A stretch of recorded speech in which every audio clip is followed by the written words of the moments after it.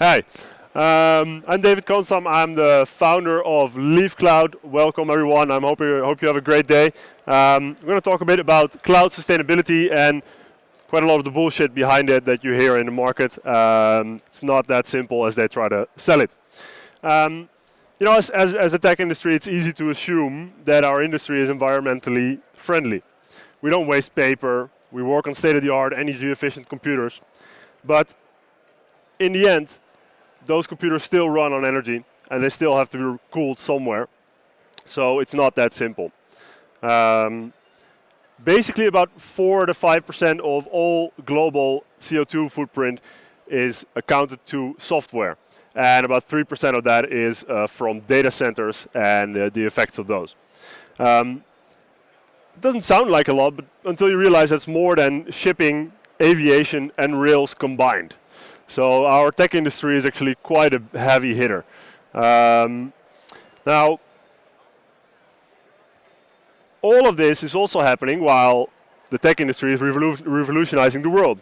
We are much faster at diagnosing all kinds of diseases. We can access education, on YouTube in seconds, get your video on and watch it and learn something. So that is something that's really impactful, but we also have to keep account on where we're going in this industry. And one of the main things, for me at least, is the Jovens paradox of AI. Is anyone here, does anyone know what the Jovens paradox is? No one? Okay, so it's basically when something becomes more efficient, you tend to think that the energy use of it, or the primary resource of it, goes down. Except the opposite is true. If you make a coal power plant more efficient, you tend to have a better business case, and therefore the amount of coal that's used in the world actually goes up. AI is basically a way to make compute extremely efficient. There are all kinds of questions that you couldn't simulate otherwise that we can approximate with AI these days that make it a very, very interesting business case. For example, OpenAI Sora, generating videos with AI just at the prompt.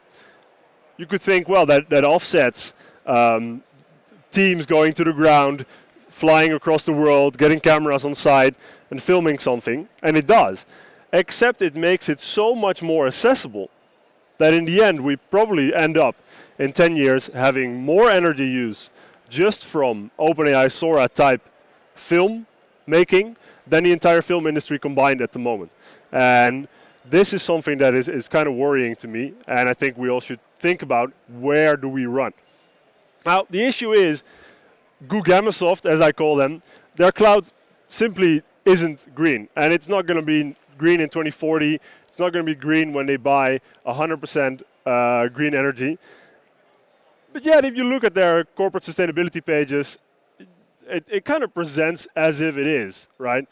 For example, there's one interesting one, Salesforce. Recently, they said they were net zero. Then if you look at the small numbers, small letters, they say, we are net zero because we have a goal that is to be net zero in 2040. Therefore, we can say that we're net zero now. I mean, that's the same as saying I'm not an alcoholic because I have a plan to not be an alcoholic in 2050. It doesn't work, right? Microsoft, let's talk sustainability, environmental credit services. It's all this layers of making things complex. Now, in the end, servers are run in data centers. And what is a data center? According to Gugamasoft, and I'll get to what I think it is later, basically, it's a place where they provide high uptime, secure, well-cooled servers. This is the picture you see of Google Eemshaven on the website of Google. If you just shift to my angle slightly, this is the real reason why they're there. They're not there for the windmills. They're there for the gas power plant that's next door. You can put your own power line directly to it, avoid taxes. And actually on the German border, there's another power station as well.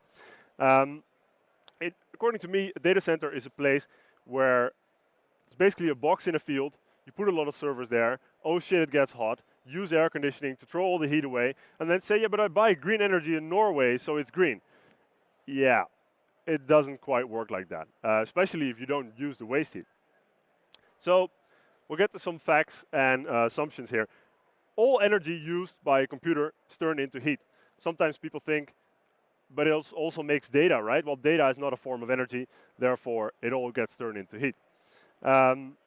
It's never free to reverse entropy, and that means if you have 30, 40 C air coming off a server, you can't just turn that into 1,000 C sand or 100 C water.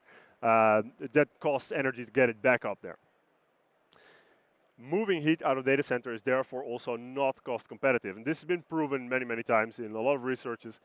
It's simply too expensive to move heat out of a data center and transport it to a place where it can be used because the grade of heat is simply too low. Now, what does this actually mean? Let's do some real example. One NVIDIA H100 AI compute card, one of the biggest ones, hundreds of thousands are out there in the world. NVIDIA stock going crazy these days. If you run that for 1 year in an average data center, that's about 5,000 kilos of CO2. If we run it in a green data center, it's about 600 kilos of CO2 or 0.25 Dutch cars. But even in a green data center, it emits carbon. But yet, they all act like if you buy green energy, it's zero. No, it isn't, right? Solar panels have an impact, windmills have an impact. We have to account for that. And then, again, what about the waste heat? But let's jump back a bit. Why are we actually building data centers? We need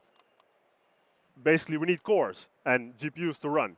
But do we need data centers to do that? This is sort of the assumption this market has always had. And that comes from something. It's basically mainframe thinking. Your one application from your company ran in one machine. That machine was on one location. So it had to be up all the time. They built more mainframes. They started to move out of their basement, their on-prem servers. They built an environment specifically for them, and the data center was born. This was back in the 80s, 90s, when this transition was done. These days, people run distributed applications in Kubernetes clusters, serverless applications. They are distributed by default. So we're still centralizing the hardware, but we're distributing the software. So can we just redistribute the hardware again? Well, basically, the cloud industry as it is right now, it's growing 20, 30% compound annual growth rates. If you have a winning team that's making massive profits, if you're upper management at AWS, you're never going to stop this recipe of moving stuff into data centers, building more data centers, expanding the scale of what you're doing.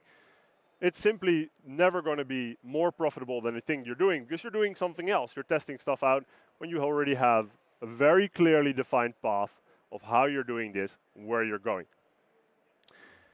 Another thing is the IT industry is sort of used to having this 5 nines uptime requirement kind of thinking. And in a lot of applications that I see in my day-to-day job as selling cloud compute, in the end, that if you ask for the real requirements, it isn't the nice to have that they always had, the 5 nines. The real requirements is, it can be 3 nines as well. 3 nines you can do at home. Like 3 nines is actually quite easy to do at home. The server at home, power is up for more than 3 nines. At least in the Netherlands it is. So how can we curb the carbon of digital without curbing its acceleration as well? Maybe we should curb its acceleration, but that's a different discussion. So what we did is we basically made a distributed data center by putting servers where waste heat can be used. So think apartment complexes, swimming pools, elderly homes. They all use heat 24/7. And they have power, they often have fiber, they have a cooling system or the heating of the home. So this sort of allows us to build a distributed data center that's cheaper than building our own data center because we already are reusing a lot of infrastructure that's already put out. And then in addition to that, we can provide free heat to that location in exchange for a place to put our servers. And we sell cloud compute at a lower cost than what the big guys can do. So we don't have to build data centers. And that we frankly think it's kind of stupid to build those.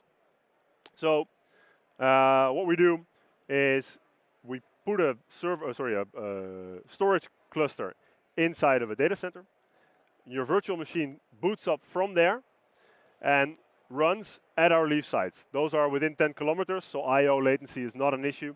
And if that location fails because it doesn't have the hardware uptime that it would have in a data center, we can fail over the virtual machines to our other locations where we have redundant capacity instead of making a hardware redundancy. So all in all, this creates, with a bit of cheating, carbon negative cloud. If the big guys say they're going to be carbon neutral, I'll say I'm going to be carbon negative. Basically, what we do is we give away waste heat in exchange for fossil fuels that they use to heat their buildings, take their showers. So this basically prevents, for one H100 for a year, it's about minus 1,000 kilograms versus what the other setups do. And then we don't have to plant trees, we don't have to offsets, we don't have to do environmental credit services, we don't have to do little letters under the system to cheat. So basically moving servers to a green cloud provider, any green cloud provider, not just us, that is actually reusing waste heat at scale is much more effective than buying or leasing green electric cars for your employees, and it's more cost effective as well. That is in very, very short what we do. If there are people who have questions, I think there's not a mic, but we can maybe shout away and hopefully someone comes up with something. Nope. Okay. Thank you so much, gentlemen. Ladies, have a great day.